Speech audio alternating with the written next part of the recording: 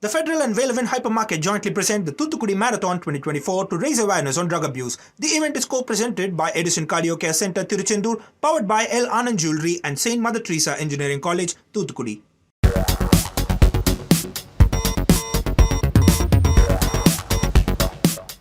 Hello and a warm welcome to Federal's special program, Capital Beat. The entire world saw the pictures of the roof of the new parliament building leaking after heavy rain showers in Delhi. Opposition attacked the government, and today, just a day later, Deputy Leader in Lok Sabha, Gaurav Gogoi, has put out a tweet saying that the design, construction, and the facilities within the new parliament needs a review, and he hopes that all the political parties will be on the same page. And he also said that the parliament doesn't belong to one party or individual, it belongs to everyone. So now is it time ripe for the new parliament building design and constructions to be reviewed? And why is it that the entire Delhi, especially the Lutyens bungalow zone, never before we had seen that it was so submerged? So we'll try and find out as to what has really gone wrong and what is the need of the hour. Joining me now is Trinamool Congress Rajya Sabha MP uh, and retired bureaucrat Jawhar Sircar. So thank you so much for joining on the Federal. And my first question to you is that you also made a point yesterday when you were speaking in Rajya Sabha, and today Gaurav Gogoi has asked for a review of the design, construction, and the facilities within the parliament. Do you think that this would be the right move? And now, especially just after a year, last year the building was inaugurated, so much money was spent, so much of fanfare, and now just within a year, if the roof has started leaking, what does it really show? We knew that something may go wrong because this building was constructed in an absolute political hurry. It's not a hurry, it's a political hurry. The minister concerned at that point of time was impervious to any ideas. I had shot off about a dozen letters, if not more, to him, asking various points, to which he replied 3 or 4 times, but from a high perch, saying that whatever I'm doing is the best.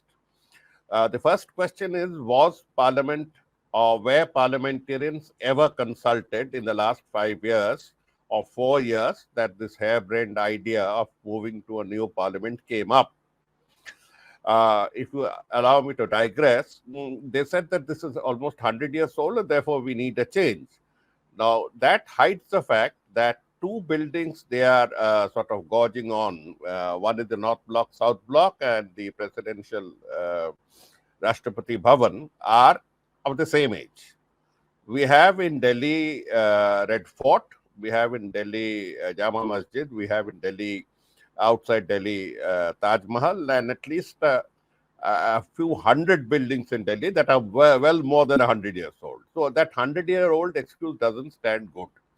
They just wanted a new building to establish their ego on that thing, and there was no space. So it was cheek by jowl, just next to each other. It was constructed by the pet architect. I use the word pet architect in full consciousness.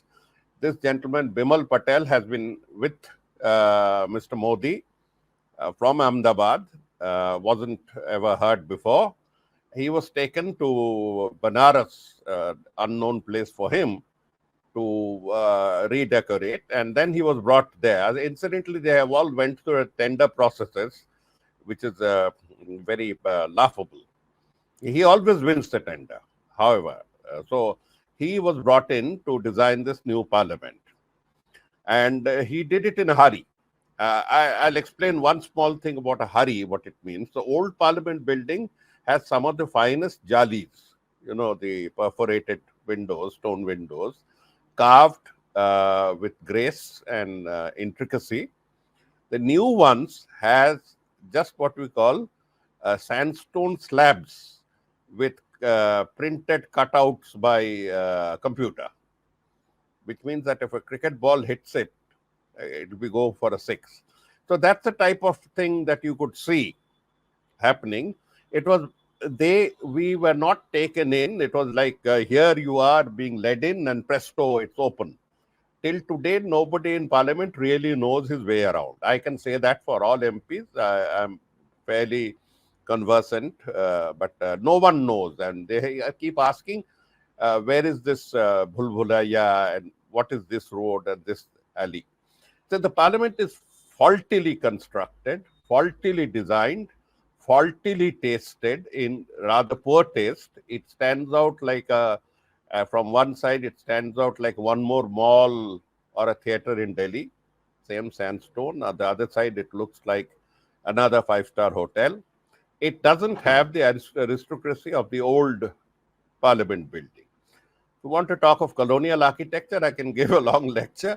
There has been No, but let's focus, Mr. Sircar. Let's focus on the problem which the Parliament has seen after a heavy rainfall, and which you also made a point. And I really want to focus on that. That what does it show? And Gaurav Gogoi has asked for a review. So, what should be the method? How should the opposition go ahead now on this particular issue? Because it's not an ordinary situation where the new Parliament just within a year starts leaking. That leak was shameful, and they said that some glue was missing. Now, if you use glue, and if you use plastic and glue and fiberglass and all that for a construction like this, well, the old Parliament didn't leak in 100 years. It didn't leak into the chambers in our chambers or passages in 100 years. So it just goes to show what I was saying, that it is shoddily built. It cost atrociously, something like 1,200 crores, spent all in 2 years. And it calls for a complete overhaul because A, there are 5 entrances known to us. 3 entrances have porticos or porches where you can park your cars in, get out without the rain or the sun. So you are saying that it needs a complete overhaul. You are saying that it needs a complete overhaul. So what does it mean? I mean, let's start with the entries. There are 5 entries to it, known to me. Maybe there is a 6th, there are 5 entries known to us. 3 entries for the PM. Well, there's one exclusive entry for the PM. You can't come anywhere within 500 meters of this way or that way of that gate. So paranoid they are. And there is one for the speaker and one for the chairman. That wasn't there last time, chairman of the Rajya Sabha. So whatever it is. So these 3 have what you call the porches, carriage porches, where you have shaded verandas, shaded porticos. You can get in and get off, and it can be protected from the sun and the rain. The 2 doorways meant for Aam Janta like us are called Shardul and Makar. Makar and Shardul. Makar is the one that faces Old Parliament. It's right out in the west. It's blazing hot afternoon, completely open to the elements, naked, if I may put it. And it is the one with sharp staircases for people who have problems. And it's exposed to the rain. I mean, when it rains, it's bad. You have 100 MPs standing there. And even if their cars come nearby, they have to go through a splash to reach that car because there is no shade. So the 3 VIP entrances have shades. The MPs who matter, that's about 700 or 800 of us, 800 something of us, we don't have any shades. We have to clamber up, and in a rain, which I have done, it's always dangerous. Any stairs can be very slippery. So that's only about the entrance. About the interior, there's a lot of waste of space by having uneven passages that could have huge rooms, but they are just simply passages with a few stone sculptures put in here and there. Nobody knows what they are for. But the main space of within Parliament is occupied, a large space is occupied by 3 useless galleries. I've never even bothered to know their name. I've peeked into all of them. In some, they flaunt certain things that the regime would like to see, but there are absolutely no visitors to these galleries. That simply blocks space. If this space had been converted into what we call meeting lounges, political parties that need to meet their members, 10 of them hastily, in some point would find some place to meet. It could be always put to good use. The other point is, this is essential to parliamentary democracy, that parliamentarians meet out of the chamber and discuss matters informally across party lines, across states. This was known as the Grand Central Hall of Parliament. We used to do it there. Mr. Modi and his acolyte, his ex UD minister Hardeep Singh Puri have ensured, and Bimal Patel have ensured, that the two houses are separated by practically a Berlin Wall. I hardly ever see a Lok Sabha MP except at the waiting gate. I hardly ever see them. There's no common place to sit and chat or even have a cup of coffee. That's been ensured in the divide and rule principle. Divide and rule principle. So these need to be revisited. But as I said, the architecture protection from the heat and the rain comes first. Then the internal blockage of space comes second, which needs to be redesigned into something. In fact, as I said, the common canteen could still come up. We have seen the way things are there, but it's a deliberate policy to split us and to keep us at arm's length from each other. No, but Now, Mr. these Sircar, need to talking about the architectural bit where you said that, protection from rain and heat becomes very crucial.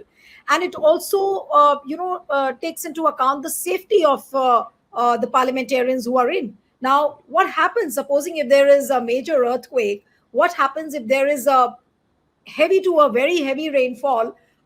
I mean, God forbid, nothing, unfortunate happens, but here you had a roof leaking. What if the roof comes down? What does one do? So how will the opposition raise this issue? When I look up and I look at this tinsel work, as I call it, tinsel work with wooden plastic and bits of plastic glasses. First of all, there's nothing really charming about, nothing very beholding about the domes. They are there, they're high, that's all. They need more air conditioning, they muffle our sounds, that height, but what else it's supposed to mean, I don't know. As one leak proved, anything anywhere can leak. Anything anywhere. It leaked at one spot, it will leak at other spots tomorrow. So that's about the roof on which nobody was even, look, of Parliament, none of us were even allowed to look at the plans, let alone being taken in. I have written about it for 3 years non-stop. There's a volume 1 inch thick of correspondence between me and Puri on this issue where he just obfuscated. And the best part of it was about 10 to 12 questions that I raised. Practically none of them even saw the light of the day. Somehow they were just not figuring. They will say lottery or whatever.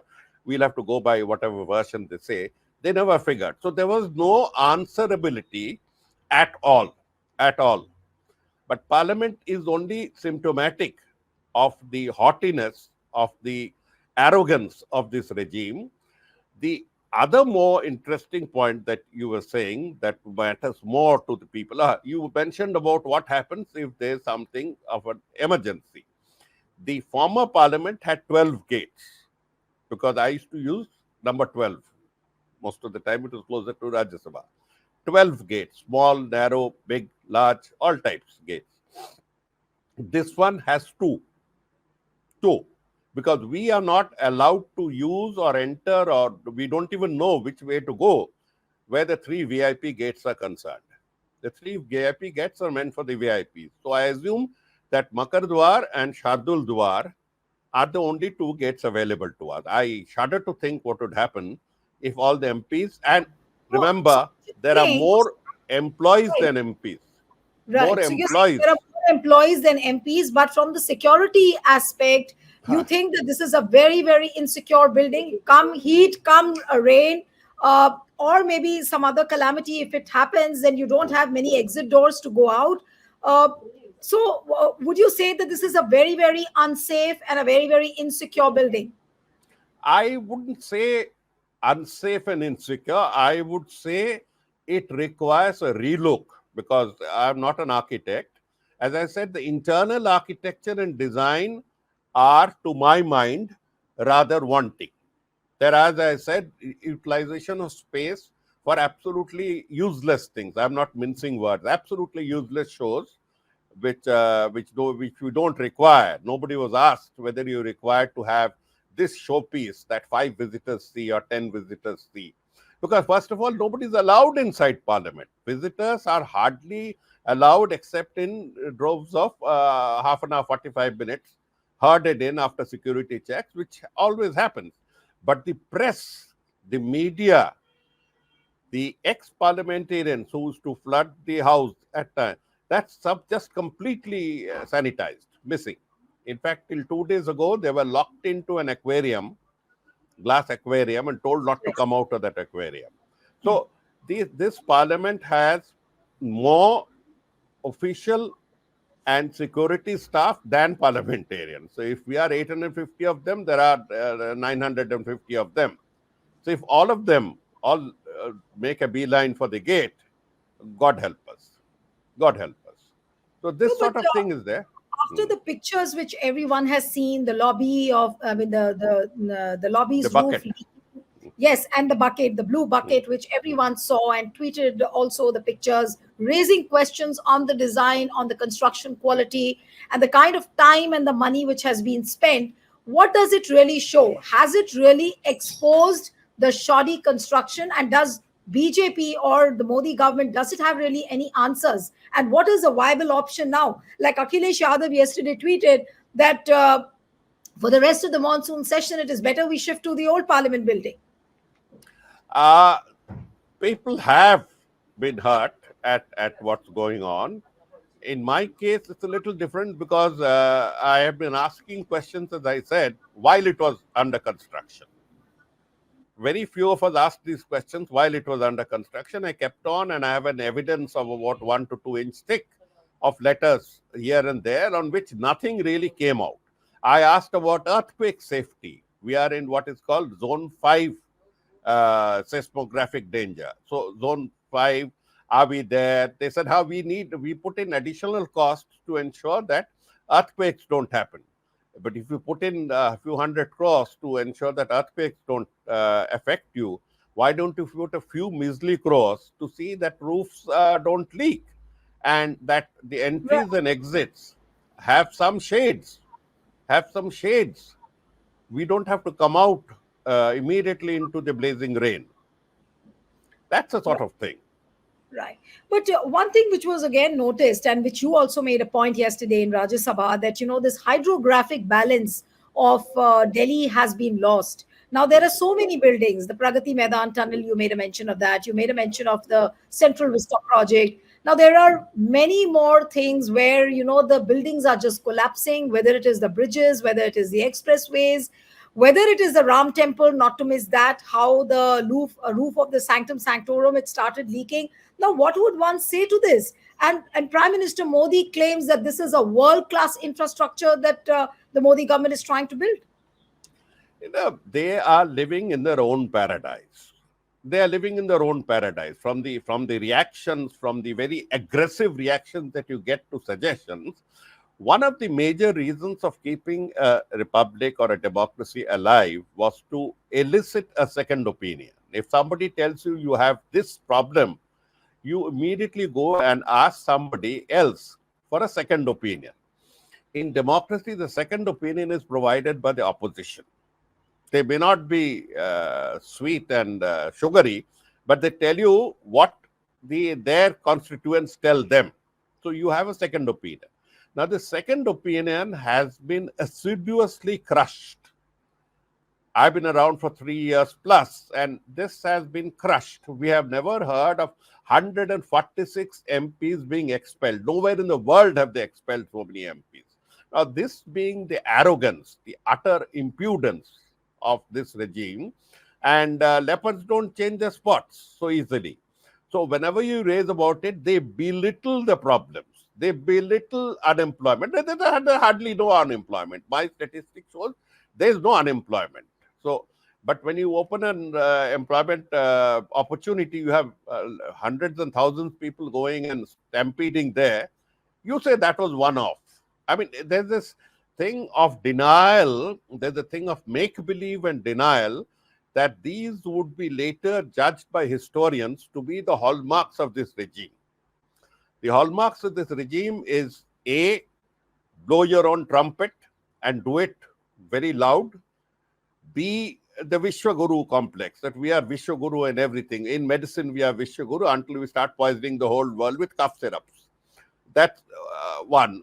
The other is denial. They don't want to discuss. I have raised it in the assembly, in the parliament discussion. The very day that it was raining, I was discussing inside the building in the debate on the urban development ministry that this building is faulty, that this building calls immediately for protection against rain and sun. It's there on record. But I wonder whether the minister or the ministry has taken cognizance of it. So this denial thing is intrinsic to anything of them. Any international report of consequence of the United Nations comes out, they go on denial mode and say, "Mere Ram Bhakt ne ye kaha." So that is correct. You are wrong. And not only that, we get this advice from not only the government, but we get this advice from people who are supposed to be neutral. Even they join in this what shall I say, thrall. I call it the game of thrall. They are in thrall. People who are supposed to be neutral, like even the parliamentary affairs minister. I want to go higher. It's not decent. But they seem to be in thrall of the government, saying that whatever is being done is the best that has ever happened in the last 5,000 years, maybe from Mohenjo-daro. That sort of complex. It's sad. It's sad to see logical humans behave like this. But Mr. Sarkar, this speedily constructed world-class infrastructure, in the words of Prime Minister Narendra Modi, what has it really done to the capital city? Like what you mentioned, there are many other projects, the Pragati Maidan Tunnel, then you have the Central Vista project, and there is so much of flooding across Delhi, especially the Lutyens Bungalow zone. We never saw so much of flooding. We saw pictures of the Press Club of India, submerged. Then there were various parts in Lutyens zone which were completely submerged. What do you think is the reason? Why is this happening? And we've never seen it before. I mentioned on parliamentary record that will be seen after 100 years, 200 years, about a gentleman called Akash Banerjee, who brings out Desh Bhakt, where Akash Banerjee brought out this thing about Delhi turning into Venice, that the Venetian possibilities of Delhi, how where Delhi can become a Venice. So, I mean, that sums it up all. But we now have to get to the roots of the problem. Let's get out of parliament.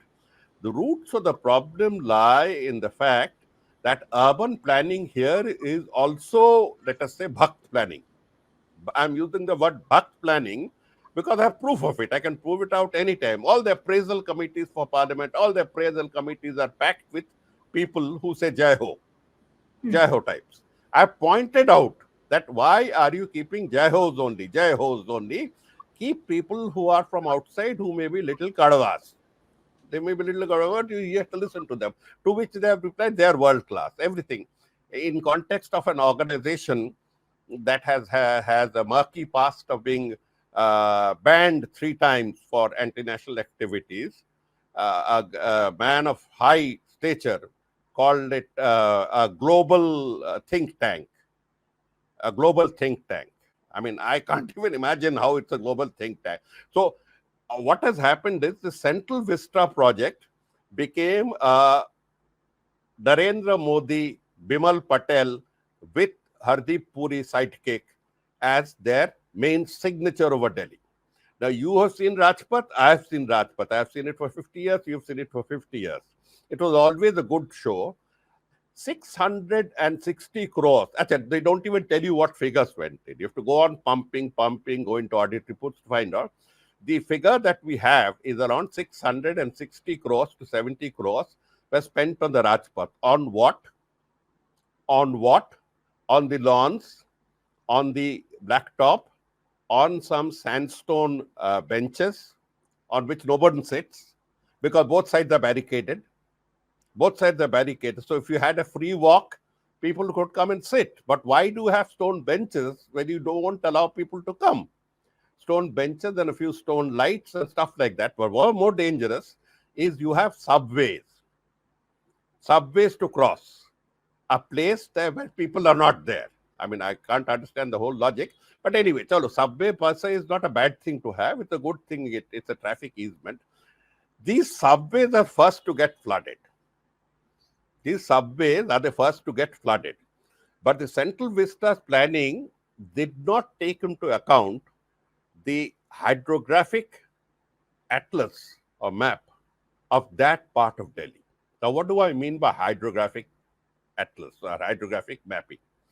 See, under every city, especially if the city is near a water body, we are next to the Yamuna, Calcutta is next to the Bhagirathi, Hooghly, there are what we call underground channels of water that pass through, because it gives way to underground chutes, underground rivulets that dry up, that accumulate. You have aquifers everywhere. I mean, water-bearing zones under the earth, which you pump out for groundwater. Now, you have to be very clear about this underground thing. Now that you have sonography and other methods, you must be very clear where the water level is, and water incidentally can find its own level and will find. Now, this problem, if they had studied it instead of first taking the top first and then going down, rather than look at the down and then go up logically, they even think of museums in terms of ye mera kamra hai, isme khud ghusayenge, that sort of thing. They just convoluted thinking. So what has happened is the so-called CCS buildings, you will get used to this term very soon. CCS means Common Central Secretariat buildings. Stodgy looking buildings would be adorning the Rajpath. That's the big idea. It's that the Third Reich type of Albert Speer was our great man's architect. We'll have stodgy buildings for which you need to break down Vigyan Bhavan, for which you need to break down National Museum. You need to shift away all those 2 lakh plus antiquities. It's a bizarre idea. Now, the 3 buildings that are under construction now, by forcefully removing the Indira Gandhi National Center for Arts, maybe because it was named after Indira Gandhi.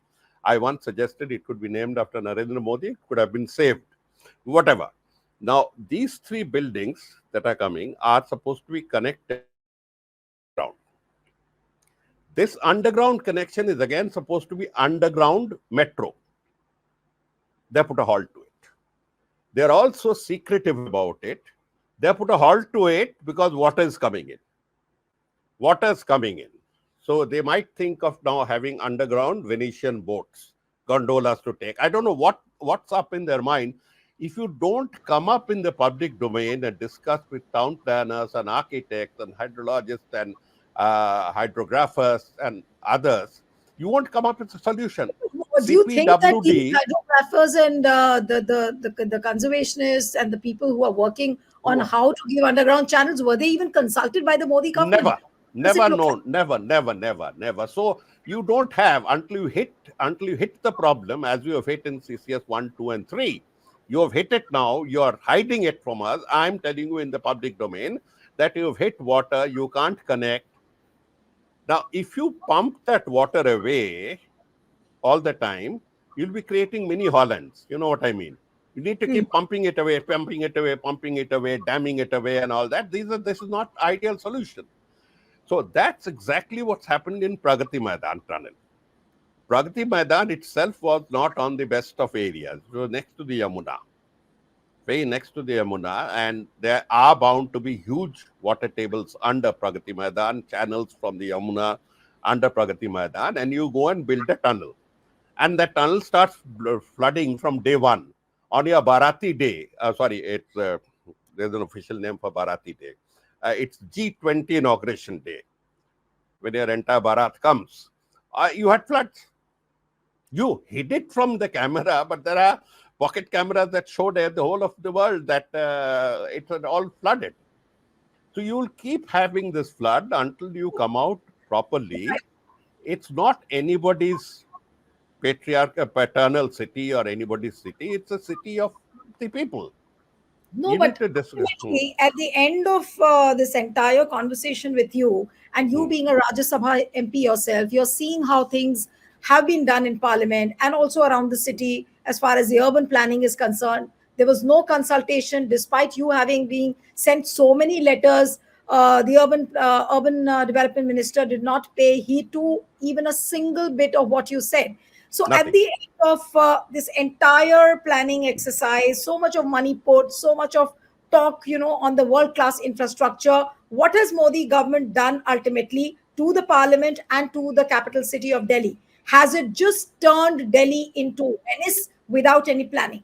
How would you really arrive at a conclusion? How we can summarize I it? wouldn't go in for such extreme, what shall I say, um, dystopian image. I would say that passing water out from waterlogged areas is going to be difficult. You have purposely made it more difficult because water has to pass out through what we call the level channels. So if you have already disturbed the hydrographic balance, and if you have channels crisscrossing each other, not knowing who goes where, you have created a mahakumbh of channels underground. Now you'll have to come up with solutions whereby the accumulated water. Now I'll give you an example. For the last so many years, Delhi had 207 water collection hotspots. This is the official figure I'm taken from urban development. 207 official declared waterlogging danger spots. They call them hotspots. I mentioned this in my speech in Parliament. In 1 year, this year, the year of reckoning, they have added 101 more. So now we have 308 waterlogging zones. Now, all of them will not behave the same way. Some may actually release their water or drain out themselves in, say, 2 hours' time. But for those 2 hours, the capital and the metropolis and the traffic and the people would have to suffer. So you have added 101 more to these suffering spots.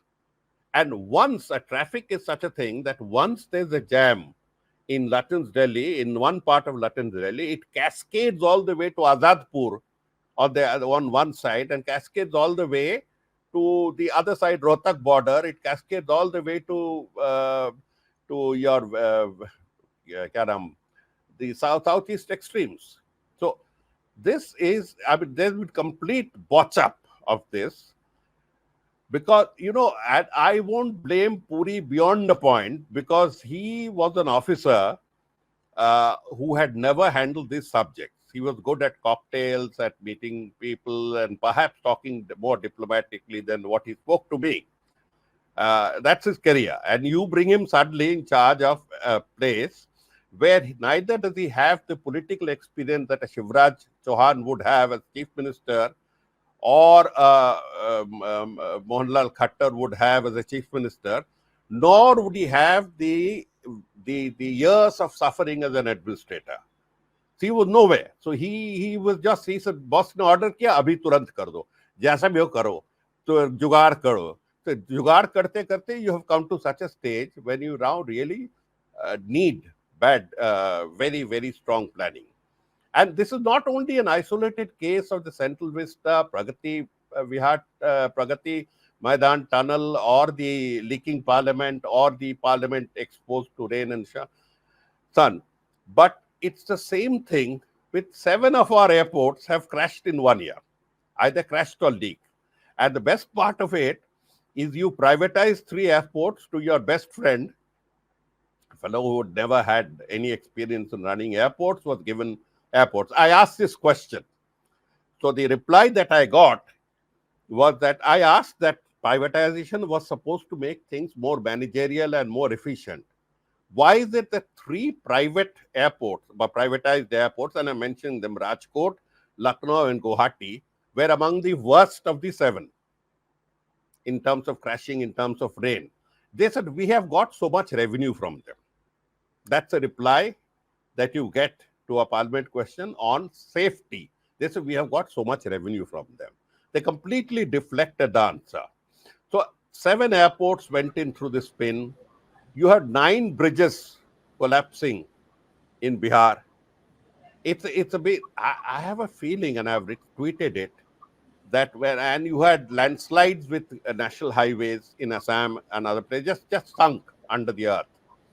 I have a feeling that the contractors and others who made them had perhaps thought that यही last है, 24 का बाद ये वापस नहीं आएंगे, so they'll not be held accountable. That's just one of my feelings, that they were made to last somehow with chewing gum till 24. Everything is stuck together with quick fix and chewing gum. Right. So one final question, Mr. Sarkar. It's really a sad state of affairs, as far as the infrastructure is concerned, how Parliament building was built, and also the other buildings which are there as part of the urban planning. There is no thought put into it as to, how to scientifically treat the problem. So how is the opposition, and this is my final question to you, that how will the opposition now take up this issue? Of course, tweets will help. Gaurav Gogoi today has said that there should be a review. But how will you ensure that this kind of a review happens, not only of the parliament, but of other buildings as well, where this kind of quality is the work has been put into question? See, Gogoi represents the biggest opposition party. Samajwadi has also raised it. Trinamool has been raising it for the last 3 years. So all we need to do is to somehow get together and to make an issue out of it.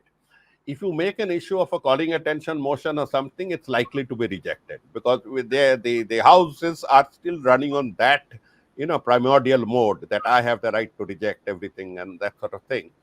So we'll have to come up with a massive show of unity, because when an MP slips down the stairs and falls, the MP is not going to say that I am a BJP MP or I'm a DMK MP. An MP is an MP is an MP. So the BJP people are as frustrated. They tell us that ye kya? Discipline, they can't come out in the open. We'll have to come up with this thing. But right now, we are meeting a stone wall. A stone wall, what we call the Manipur wall. Manipur doesn't exist. There are no problems in Manipur. Fail khatam.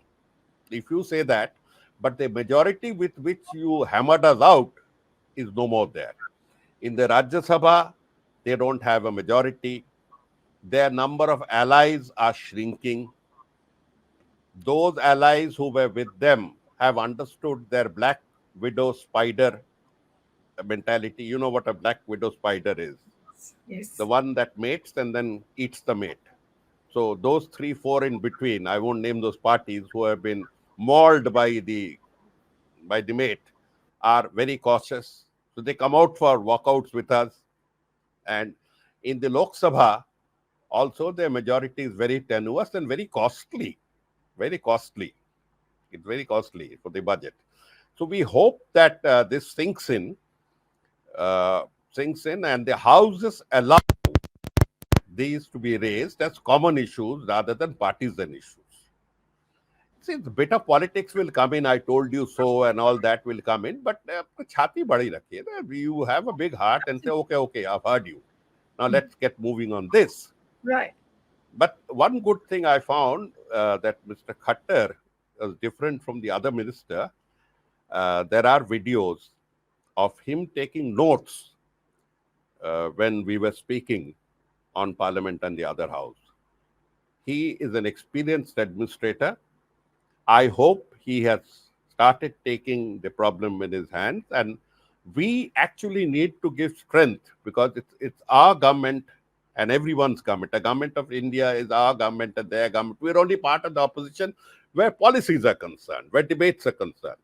I only hope that better sense prevails. Discussions are allowed to let not heat come out, but light.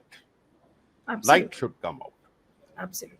Thank you so much, Mr. Sarkar. It was wonderful having you on the program. And one appeal to the viewers who are watching this discussion: subscribe to our channel, send us a feedback, and stay tuned to The Federal.